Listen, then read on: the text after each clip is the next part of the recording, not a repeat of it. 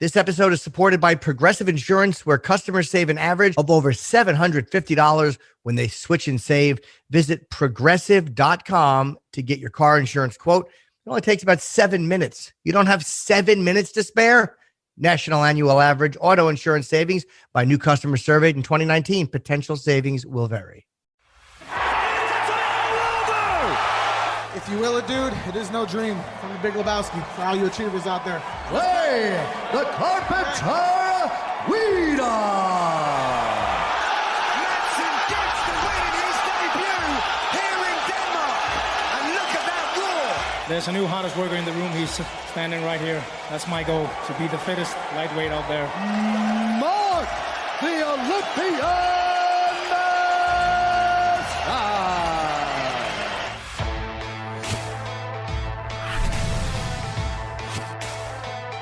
Welcome to UFC Unfiltered.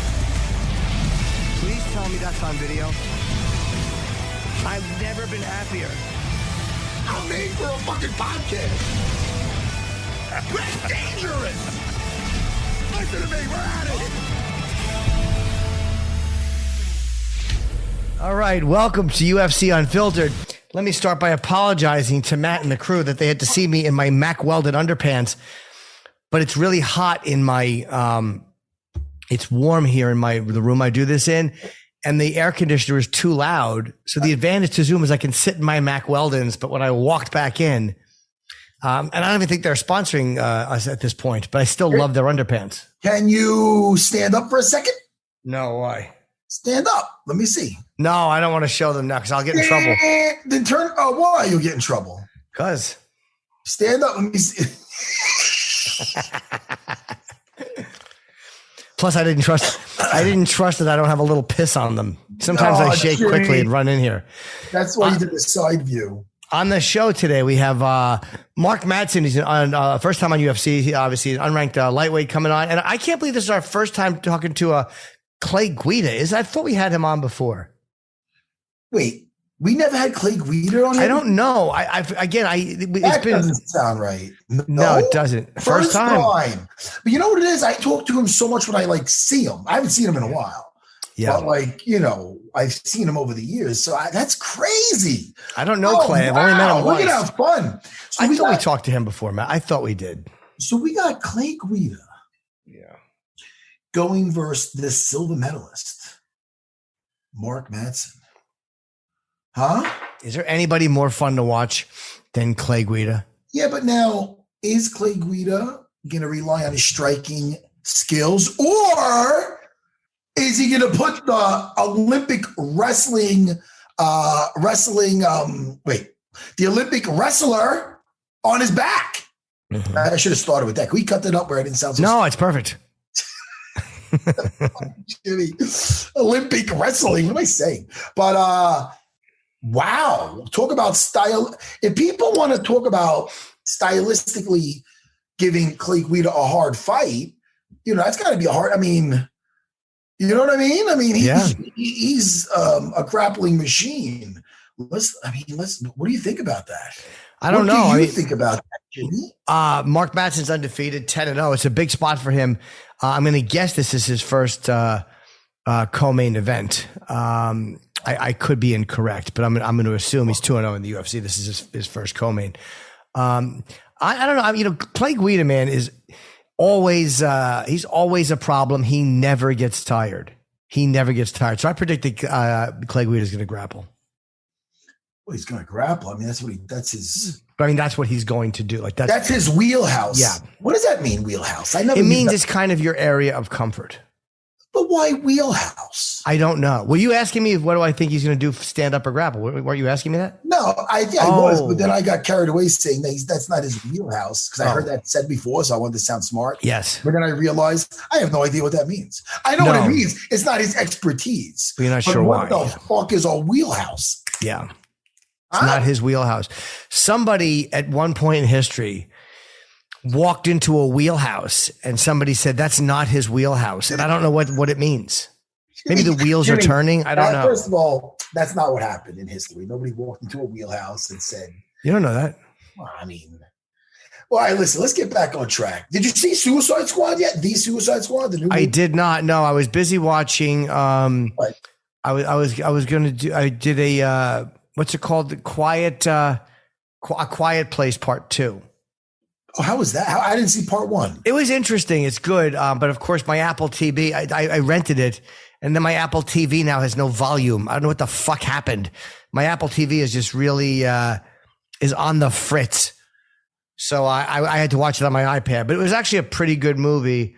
I enjoyed it. I wouldn't say I loved it, but I liked it. I don't think I'd be into that. I think I'd be too on edge. No, it is pretty tense. The first one's really good. Watch the first one, see what you think.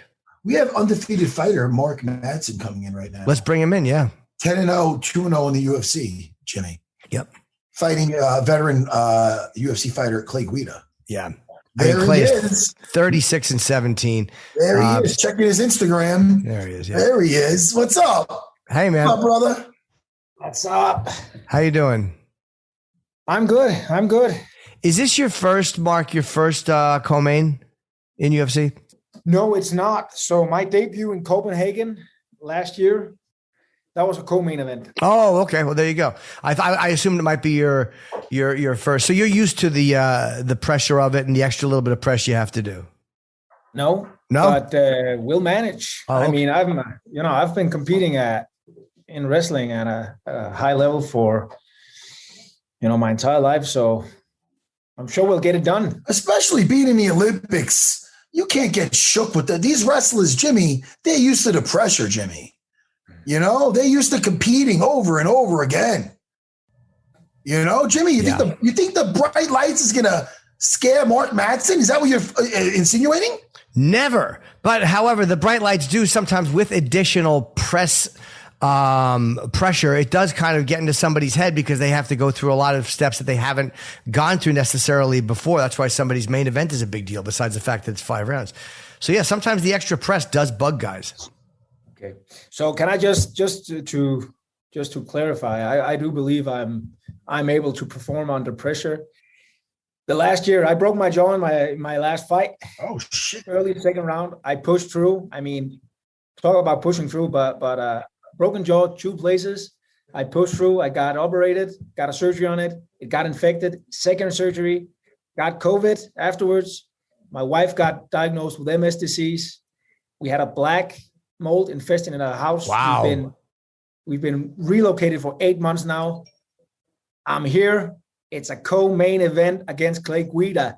And I mean, if I can go through all that, still be happy, still be proud, still be grateful, you know what? I'm comfortable that I'll be able to go in next Saturday with or without lights. I'll fight with or without lights. I've been doing that in wrestling my entire life.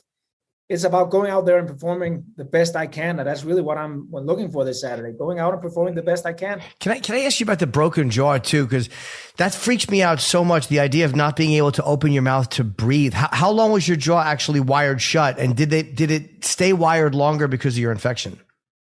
I think it took around 4 months altogether because I had a second surgery after that. I mean, so I had the surgery and everything was good. Then after a while, it just blew up. I mean, it was even bigger than when I got back from the States. Jeez. And I was going like, something it's not correct here. And I actually got to the hospital and they told me, we're glad that you came in now because this could have gone really, really bad. So they did a surgery right away. So it took way longer than it's supposed to do, but the jaw is good now. And believe me, it's been tested. So I think we should be good. Wow. So you were wired that long. Ooh. Wow. So listen, you must have been thrilled to get the matchup with Clay Guida because he is a household. People know Clay Guida. This is like a coming out party for you in the MMA world. We're like, all right, we seen this guy fight, but holy shit, this is a test. This is Clay Guida in the Hall of Fame with his fight versus Diego Sanchez ages ago. So, hey, man, how excited when you saw that name? You got approached with that. Oh, my God, Matt. I can't tell you how excited I am. This is the Olympian versus the Carpenter. It is. I mean, it's a co-main event. 6 months ago, I had no idea whether I would be able to return to MMA. And now I'm here. It's fight week. I'm facing a guy, and I have to be honest, this is my third year of full focus in MMA. Clay Guida is one of the guys, one of the entertaining guys that I used to follow, that I used to watch. I mean, with his wrestling background, I like the guy. I mean, I think, his fights are entertaining. I'm super excited to have a test like Clay Guida. Like you say, it's a massive opportunity. And he's a big name. I got to tell you that it's actually taken me by surprise. A lot of MMA fans back in Denmark know Clay Guida naturally, but coming here, I did my camp in Scottsdale, Arizona, and I mean, just speaking to people, like even getting a haircut, asking who you're fighting, and I say Clay Guida, they go, "Oh my God!" So yeah, it's really taken me by surprise how big a name Clay actually is. Yeah. So I mean, massive opportunity, great fighter. I mean, the only thing I should do right here is actually go out and really honor him by putting on my best performance to date, because I think he deserved that. And Mark, how did you realize you had black mold in the apartment? Did you see it, or were you suffering some kind of health effects? Yeah, so we actually all suffered from the health effects of black mold. I mean, my wife was diagnosed with MS disease, which is an autoimmune system, which has a lot of the same thing. We don't know yet if the black mold might have triggered the MS or maybe even worsened it. But I was feeling bad as well. Kind of living in a bell. That's probably the best thing I can describe it. My kids were coming up to me and telling me, "Dad, I have a headache. I don't feel good," and stuff. So then we found a water leak just like in the corner of our house. The insurance company came out. They took up one floor. They took up a second. They took up a third. And I mean, when I left Denmark, and I'm not lying here, the only thing that was left of our house was the foundation and the outer walls. Wow, that bad. Everything, they had to pull everything apart. Everything, wooden, like even the insulation was infected by black mold. And that we've stayed in that house for 4 years. We had no idea that it was going on. And I mean, that's just some of the things that happens in life, right? And then you got to deal with it. Yeah. How long you expected to be out of your house for? Do you know? Did they give you a time frame? So I am so excited about the fight this Saturday. I'm going back Monday and September the 10th. After 8 months of relocation, we might be able finally to move into our house, a place that we call home, and just have a base again. I mean, we've been living, I have a family with 2 kids, a wife. We've been living in basically in our bags at, being relocated, not having all our stuff. I mean, I'm a pretty structured guy. Being an Olympian, I'm about, eating, training, sleeping correct. I've done that my entire life. I like to know what my stuff are. I like to know my schedule, my plan. And it might seem like, you get relocated by the insurance, they take care of that. But I mean, that just put a little bit of extra press on top of everything we had going on. But we have a lot of good things coming up, and I'm excited about the fight. I'm excited about coming home and having a base, and then finally be able to sit down, like enjoy a cup of coffee in my own home. Yeah. And then figure out where we're going from here. Mark, let me ask you, how was the transition, being a grappler your whole life? How was the transition into striking? Was it an easy one? Did it take a little bit to get used to? I mean, it was a tough transitioning. Yes. It was a really tough transition. I think coming from my background as an Olympian wrestler, 3-time Olympian, Olympic medalist, 5-time world medalist, I do put pride in my craft. And at this time, I'm not going to get as good in striking as I am in wrestling, right? Mm-hmm. And I have to work a little bit about that, because I have a tight pride about my craft and, my Greco-Roman style and stuff. But it's been really a challenging transitioning. And I've been trying to find the right setup, the right people to help me develop the things I need to develop in order to achieve my goals in MMA. And this is my 3rd year. And I feel like I just found the place. I did my camp at Fight Ready down in Arizona, in Scottsdale. Same gym that Henry Cejudo, Triple C, is working out of.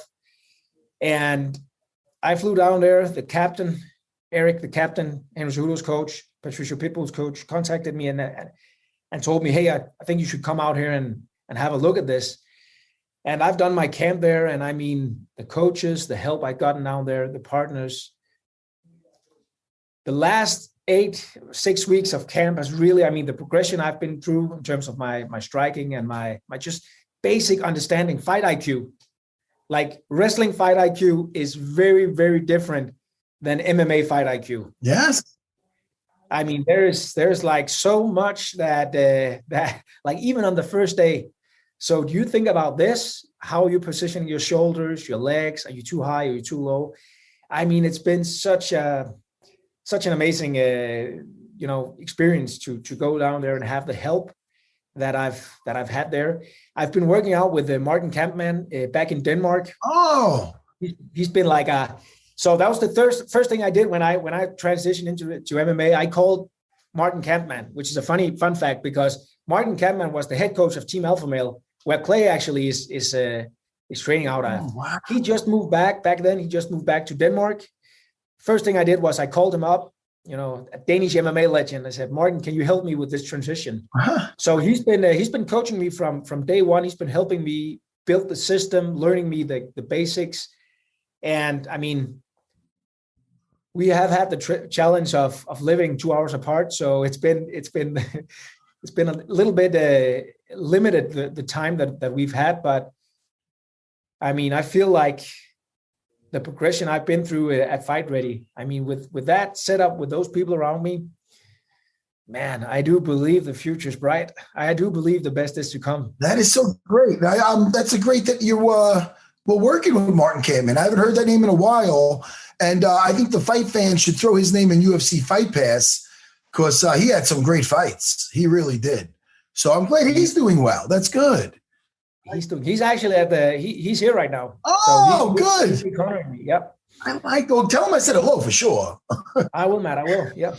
And what is the difference between the atmosphere of being in the Olympics and the atmosphere of fighting in UFC? I mean, obviously there's pressure in both, but what would you say is the difference in the two?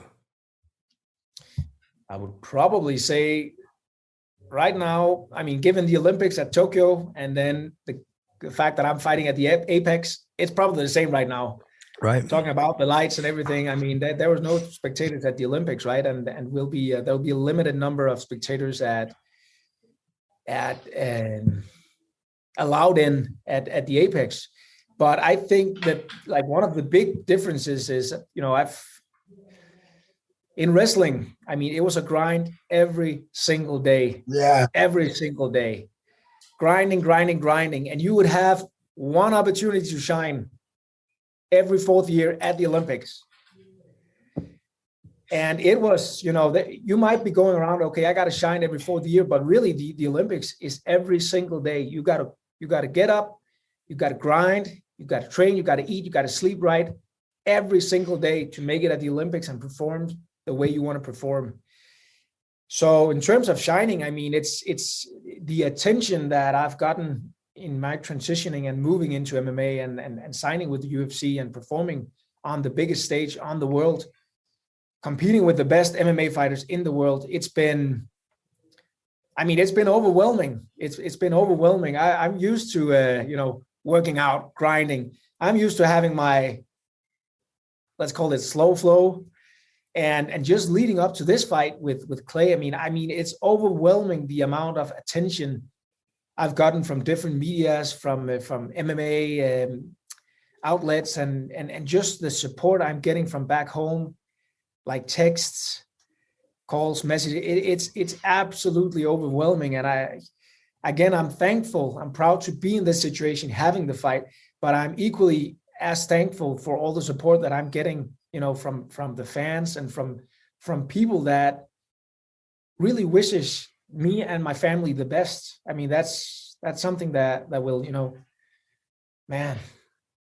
And I guess having been in the Olympics, you're used to competing with the top in the world. You used to competing against the best people in the world. Yeah. So I've been, they have rankings they had rankings in wrestling, and I've been one of the best wrestlers for more than 10 years. And we're talking in the world, Greco-Roman level. I mean, I'm a 5-time world medalist, 3-time Olympic medalist. I've been competing with the best wrestlers in the world. And I think I've done that based on a mindset, a lifestyle, the Olympian lifestyle. Train, eat, sleep, live the life, enjoy the life, embrace it, embrace the grind, and have fun doing it. Now, doing all that, I want the fans to know, like, besides the training, you're an Olympian, you're a family man. What hobbies do you have? Anything besides training? I mean, we got Clay, Clay's a fisherman and whatever else he's into, but he's a wild man. What? Any other hobbies we should know about? Books you're reading, movies you're watching? I got to look up on that. My hobby is fighting. My hobby the last 3 years, to be honest. Barton.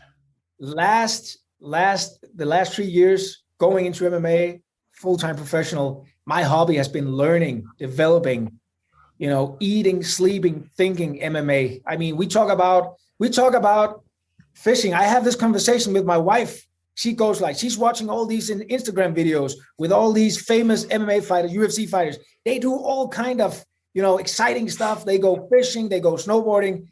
And she's like, how come they can do it? And the only thing that you're doing is going into the gym every single day. And I'm like, I don't know, honey, but I have an ambition here. I want to be the best version I can in the sport of MMA. I have the equal ambition in MMA that I had in wrestling. And I know it's not going to be easy. It's my 3rd year in MMA. I'm fighting the best fighters in the world. I got to develop. I got to adapt quickly. I got to put in the time. So talking about hobbies, I might be able to find something. But right now, the only thing that pops up is, training, yeah. MMA. Now, let me ask you. Late at night, your wife's like, we're watching this. Listen, Mr. Olympian, I know you got your eye on the goal, the prize. You're watching 90 Day Fiance with me, Mark. What do you say? No, honey, I'm going to sleep. Are you watching a show with your wife? Any shows? So Matt, keep in mind, the place I live in Denmark has no MMA at all. So the first 2 years on this journey, I had to go with a 2-hour drive to Copenhagen, get my work in the morning. I had to stay there the entire day to get the workout in the night, and then I could come back. So the Olympian took off at 6 a.m. and he was back at 11. And I can tell you something. Yeah. In our household, I was the first guy to get up, and I was the last one to go to bed. So it wasn't even a question, because my wife wouldn't be asking me that. We would have our weekends, but going into the ongoing, let's call it, struggle of the week. Yes. I mean, that was just how it is. And I know, like, looking back, speaking about it now, really about this MS disease really forced me to reevaluate a lot in our life. We had to prioritize different. And looking back, it seems like a absolutely crazy process. Like, why did I go through that? Why did I push myself? Why did I do that every single day? But to be honest, nothing here in life is free, right? We got to work to get what we want. And I don't care if it's the dreams, if it's ambitions, if it's goals. We got to work our ass off to achieve something. And I mean, just going to Phoenix, finding a place at Scottsdale that was 5 minutes away from the gym. Do you know how much time that saved me in transport? Hour and 55 minutes each way. I mean, that's hours that that's good counting right there. Thank you so much. And I mean, that's time that I can put into family. Yes. So, hey, listen. Hey, you're doing something right. Don't listen to me. God forbid, Mark, we hang up here and you go, what was that little guy talking about? Let me check out this Netflix. And then you start binging shit and you get addicted to these stupid shows. And next thing you know, 600-pound life, honey. And then you're eating popcorn and Pop-Tarts, and I ruin your life. Don't listen. You're doing something right. Yep. Don't listen, Mark. Before I shocked the world, I was batting 500. Don't listen to me. You're undefeated. You're doing something right, brother. You got the captain behind you. Look at him. Yeah, captain. You're doing it right, Mark. Matt, I'm gonna take it here.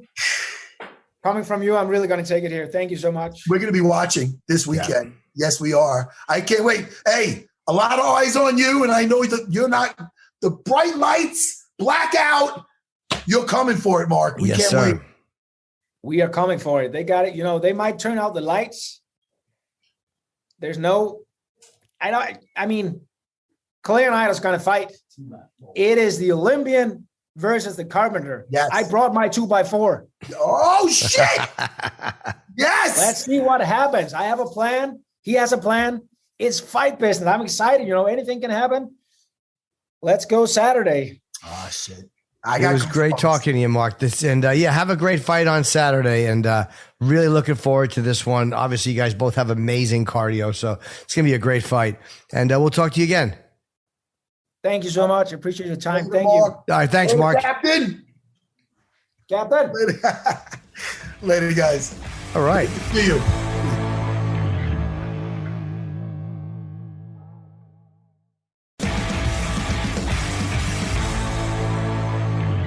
Listen to me. I'm excited for that. And me too. I didn't want to lose him there because I know he's not really into comic books. So he goes, if there was a blackout, I was going to go, if there's no lights, you'll be Daredevil up in that bitch. I was going to say that. And then I was afraid he'd just stare at me and not know who Daredevil was. Right. He might or he might not. You know who Daredevil is, Jimmy? Yeah, of course I do. Well, you know he's blind. Is he? Yeah, I guess so. Well, first of all, you might guess so, but I don't want to be a know-it-all, but I know so. According to you, that's a rumor you're starting. Jimmy. All right. Are we splitting hairs? Not us. No, we have none. Daredevil, he has something. It's almost better than eyesight. Let's let Clay in. We should let Clay Guida. Listen, but seriously, I don't think he would have got that reference. Ask Clay. He won't agree with you about Daredevil. I think you're making that up. About if Daredevil is blind? That's right. I Gary, he doesn't have to know about superheroes. He might know about superheroes like I know about fucking bass and trout. Yeah, but he's heard of Daredevil. There's no way Clay hasn't heard of Daredevil. But this whole thing you're starting that he's blind, I mean, that's not right. He is blind, man. I don't believe it. He was being silly, dude. What's going on, fellas? How are you? Dude, we cannot believe that this is the first time you were on this show. Is that right? First time that I know of, man. Yeah, I think so. That's weird. I know it is. I'm so used to talking to you when I see you. I thought you were on this thing before. I know. Well, I'm honored to be on the show with you guys finally, man. This is great. How you been, man? I feel like I haven't seen you in a while. Been better than ever. I remember last time I saw you was at one of the fights at the weigh-ins. I think we were hanging out backstage. I'm trying to remember which card it was. Yeah, it was pre-COVID, I believe, man. But yeah, I've been better than ever, man. Fishing, fighting, training, wrestling, man. It's everything is great, man. Your cardio is so incredible. Like you seem like a nightmare to have to fight.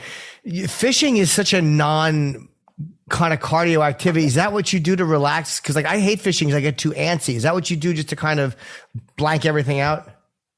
It's a great question, man. And I tell you what, it's therapeutic for me. But people who have fished with me, they know I fish like I fight. You know what? I just go balls to the wall, man. I'm getting 3-4 casts for every 1 or 2 casts, and to me, is the more punches you throw, the better chance they have landing. The more casts you make, the more fish you have at catching, man. Wow, yeah. Are you usually a good fisherman? I suck as a fisherman. That's why I would never catch anything. So I just kind of hated it. I'm okay, man. We're learning. I primarily started, catching bass at a young age, and I teamed up with Chad Mendez, who was actually a former a friend, and then he was an opponent. Now we're teammates, and now we're business partners. He started Fins and Feathers, which is a celebrity guide service that takes clients and fans out hunting and fishing. Yeah. Wow. And then he's like, Guida, he's like, man, you're always out fishing, and I've always loved, just to be on the water. And he knows how much I love going to, sporting events, UFC events, and concerts. So I came up with the concept, Gills and Thrills with Guida, where we take our clients and fan base out. We take them fishing, and then we wrap it around a UFC event, or we take them to a live concert. We take them to a professional sporting event. We get to work with bands like Zach Brown Band, Metallica, Pepper, Slightly Stupid. Robert Plant from Zeppelin. I mean, you name it. We've been very fortunate to work with some really, really awesome musicians and talent. Uriah Faber, Tito Ortiz is coming out with us on a fishing excursion for tuna September and October. So we've been very fortunate to do what we love, and in a couple of things, in fighting and and on the water. Oh, that's great, man. Well, listen, quality of life is really about that. Doing what you love more so than anything else, And You said it, man. Yeah. So like now, listen, you're like one of those ageless guys. You're one of those guys. You're 39. You look like you compete like you're in your 20s. So I'm not putting any cap on your fighting, but is this kind of thing, the stuff you're talking about? Is that what you're going to be concentrating on, and you're setting yourself up for when you finally do walk away from the cage? Yeah, you nailed that on the head, champ. We want to position ourselves that way. When I'm done having fun in the octagon, and I don't see that happening for a long time. You know what I mean? We're still getting going at this thing 15 years later in the UFC. I'm still learning, man. I'm still as green in this sport as as some guys out there who are making their UFC appearance and things like that. So, but yeah, like I said, my love for fishing in the outdoors really stemmed from a young age, and we want to make sure that that when we do step away, that we can transition smoothly into the outdoors world. And we've been fortunate with brands like Real Tree Fishing, Breakline Optics, Traeger, Power Pole, so many companies, St. Croix Rods. They've been so gracious to us and really helpful, getting us, set up with, the right people and the right connections in the fishing world, man. And that's what really brings me joy, is getting to meet our fans and clientele that have been so supportive in the octagon, and and fighting for all these years. So I want to get a chance to kind of pay them back and meet them and take them out fishing. I like the flag behind you. I like when guys are not afraid to be patriotic. It's crazy how people, it's okay if people aren't, but some people get so offended by that. It drives me crazy. No, I appreciate that, man. You know what? We bleed red, white, and blue, just like they do in the UFC, man. And we're blessed to be in this amazing country and carry that flag. And we think about it every day. I'm sure you have people in the military family. My dad was in the Army. We have aunts and uncles who serve, friends, family, so many that have passed away and bled for this flag. So we're honored to be, to carry it come Saturday night in the octagon. I was going to just say, when you get offered a guy like Mark, the Olympian, undefeated, you're known as a grappler. I mean, primarily, listen, I'm not saying you can't strike, Clay. You know the deal. You're known as a fucking caveman. You go in, you're double-legging them, you're grounding, pounding. So now they put you, I'm thinking of the school of thought here. Because now, are they testing him with one of the best grapplers to be in the UFC, with yourself? Or, what are they doing here? Because otherwise, why don't they just feed him a fucking striker? You know what I mean? So what's going on here? What is happening? And then when you got offered him, what were you thinking? Because he was psyched. He said he was really he respects you, and he really wants to prove, he's obviously fighting a big name in the UFC. Well, man, yes. Thank you guys so much for the kind words too. I appreciate that, Matt. Fellas, that's awesome, man. And you know what? We are thrilled about this matchup because we're not wrestling the Olympic silver medalist Mark O. Madsen. Right. We're simply fighting an inexperienced mixed martial artist named Mark Madsen. And that's what it comes down to. I probably have as many fights, professional fights, as this guy and all of his opponents combined. And take a look at the record books too. We're no stranger to taking people down in the octagon as well. We've got a few tricks up our sleeve, man, getting guys up to the fence and taking them down and making them miserable in there and breaking them. So I definitely think they're testing him. And we had mixed feelings about this fight, our coaching staff, because all you see is what? You see this jacked up dude, Mark Madsen, with the silver medal around his neck. And right away you're like, oh boy, Olympian. But you know what?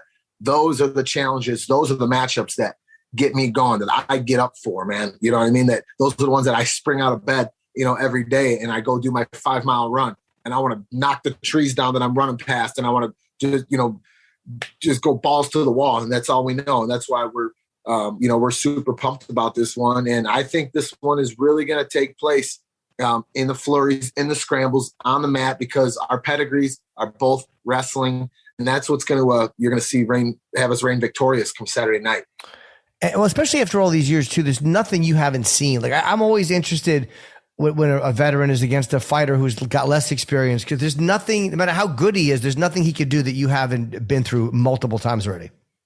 Exactly. You nailed it on the head. And I go through that over and over in my head again. And then I also truly believe in the team that Uriah Faber and Ultimate Fitness and Team Alpha Male that he has put together. I call it the Mecca of MMA, the MMA Mecca. It's a 40,000 square foot gym facility with not just some of the best fighters in the lower weights in the country, but around the world. We have guys from all walks of life, you know what I mean? And you see just coming off of a couple of big wins, this Song Yadong from China, Darren Elkins, the Absolute Damage Incorporated, just an absolute destroyer in there.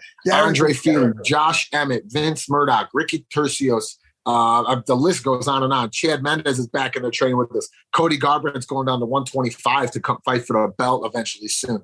I feel bad if I'm missing out some of my teammates, man. Tyler Diamond. I mean, the list goes on and on. It's Mason Jones. So it's like I don't believe that there's anyone I'm going to face in the cage that is better than anyone I train with on a daily basis, on a daily regimen. Not to mention buying into the system with our coaching staff, of Coach Joey Rodriguez, J-Rod Boxing, Danny Last Call Castillo, who had 25 fights under the UFC Zuffa, banner in the WEC and UFC. Chris Holdsworth, Ultimate Fighter champion. Mike Malott, like the list goes on and on. You know what I mean? And we have a special pedigree of just mentality and championship mindset in Team Alpha Male that it's the key to success, man. It's a recipe for success. Listen, I can't wait. You're talking about transitions, Jimmy. In all of Clay's fights, he's not. Who's taking him down, mounting him, and holding him down? Yeah. Who's keeping him pinned for fucking a round or a minute or fucking 30 seconds? Nobody, motherfucker. That's what's so exciting about this, Jimmy. Clay, listen, I'm excited for this fucking fight. I can tell. I love it. They're talking. They're nice guys. But in my mind, if I was you, they're thinking, what do you think? I'm approaching 40? You're taking out a vet? You're making your name off my the carpenter? The fucking carpenter. You're making your name, and you think I'm out just fucking fishing some trout. Fuck that shit, Clay. I'm with you, man. I'm excited. You said it, man. I'm excited. Not on my watch. Not on my clock, man. We've been doing this stuff for too long. Having too much fun. We've had too much success, man. And a win over Mark Madsen is really gonna, let people know that we're here to stay, man. We're not going anywhere for a long time, man. I'm 39. I'll be 40 in December, and people know I'm in better shape than when I was 21. I'm in better shape than when I was 25, and that's a true testament to just durability, long lasting, toughness, grit. And Matt knows that's from wrestling, man. That's all that's from is that wrestling mindset at a young age. And that is a great motivator too, where to stop a young guy with some hype around him and to you're not going to be the guy that he proves himself against. That's great motivation. You nailed it, man. I'm not going to be a stepping stone, a gatekeeper, whatever you want to call it, man. He signed up for the wrong fight. And he's in for a rude awakening come Saturday night in that Thunderdome. Oh shit! And hey, listen, the Olympian versus the carpenter. It sounds like a fucking comic book. I can't. For sure. That's a Marvel comic book right there. Or Captain Caveman. Jimmy, Captain Caveman. Jimmy had a question for you about comic books, Jimmy. Matt mentioned before. I don't know. You're a comic book guy.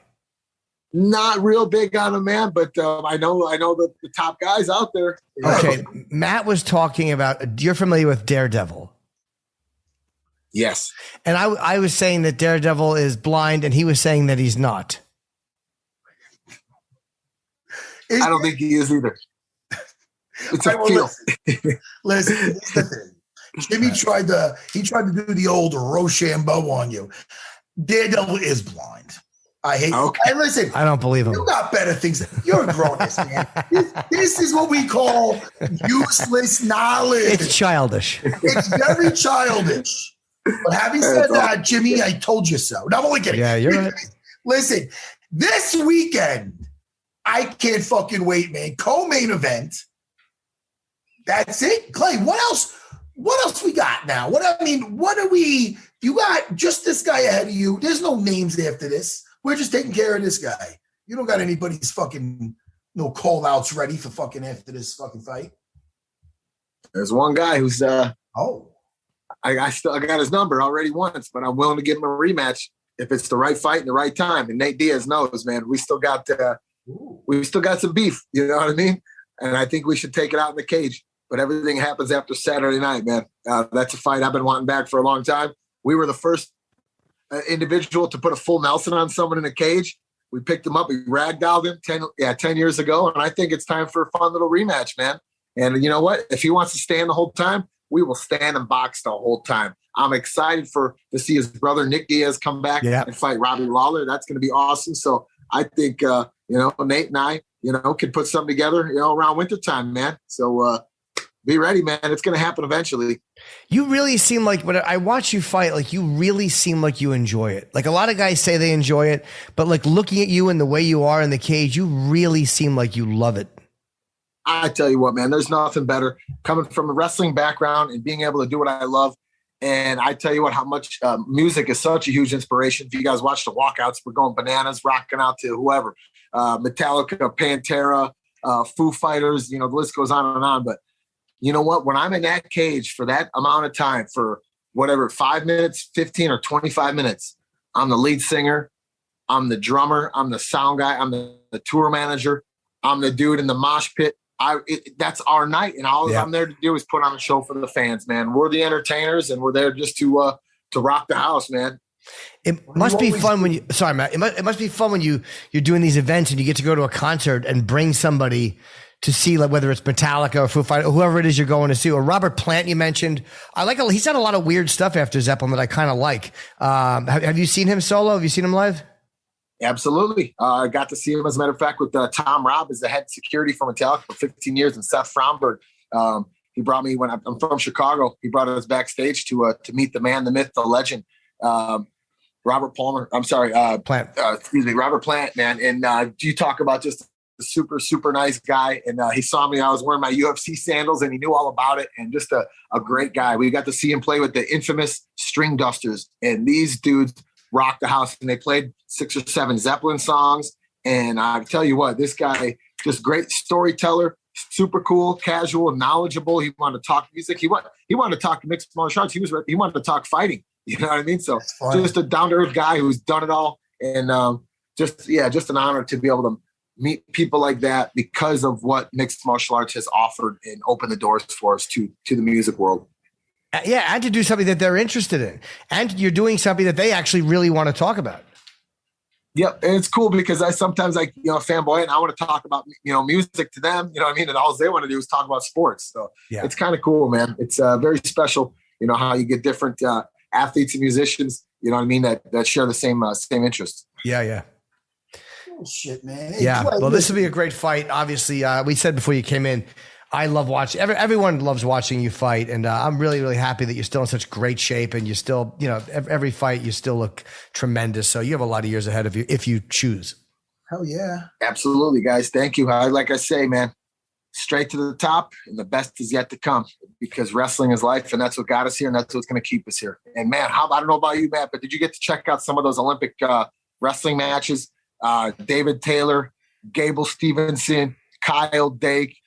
Team USA crushed it. Thomas Gilman. It was amazing. The women got a couple of golds and a couple of medals. So USA Wrestling really, really showed out. It's amazing, dude.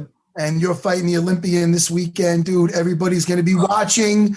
Congrats on just living your best life, buddy. I don't worry about you both in the cage and out of the cage. You're going to be just fine. You're doing everything great, man. And I met your family before at some of the shows, and they were very, very nice also. So give them my regards, too. Absolutely. They love you. Big J, my brother, he'll be slapping me in the cage. He always asks about you, man. I can't wait to see you guys. I'd love to get you guys on the water sometime, man. Maybe one of these next pay-per-view events that you guys might be at. We'll try to, if you guys are going to be there, we'll try to set up a fishing trip if there's some water nearby, or I'll come up by you guys and we'll take you on the saltwater or the freshwater, man. We'll show you guys how it's done. Give me some Dramamine and I'll be in. Yeah, I get boat sick, and I always have to shit when I'm fishing. So aside from those two things, maybe we'll take you for a slice. Short trip. Okay. There you go. Good talking to you, man. Guys, thanks a lot. And go ahead and check out at Gills and Thrills with Guida, guys. We'll see you on the water. See you in the octagon. Okay. Have a great fight, man. Thanks, guys. Later, Clay.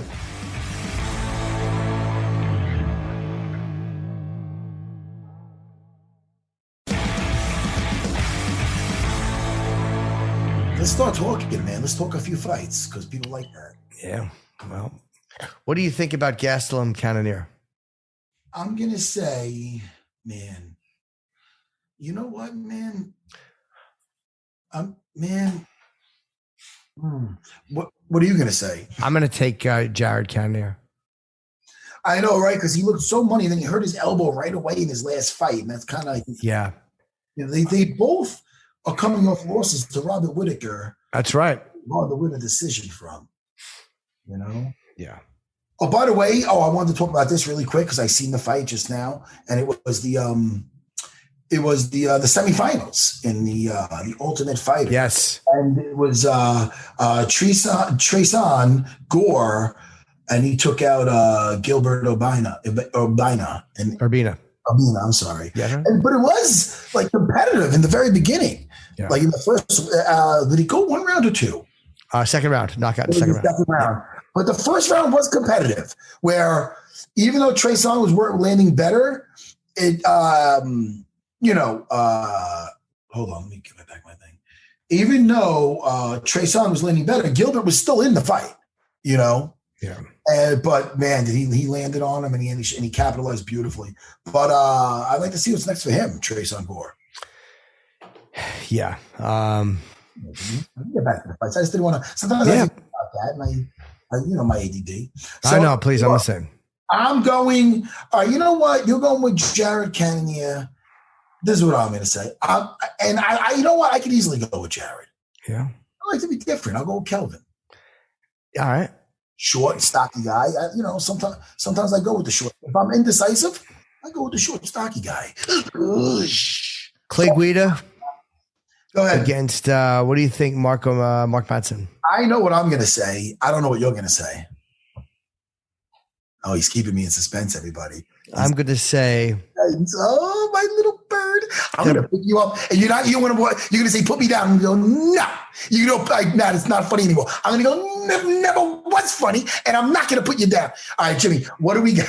Who are you picking? Sorry. I relive these. I think about these things in my head.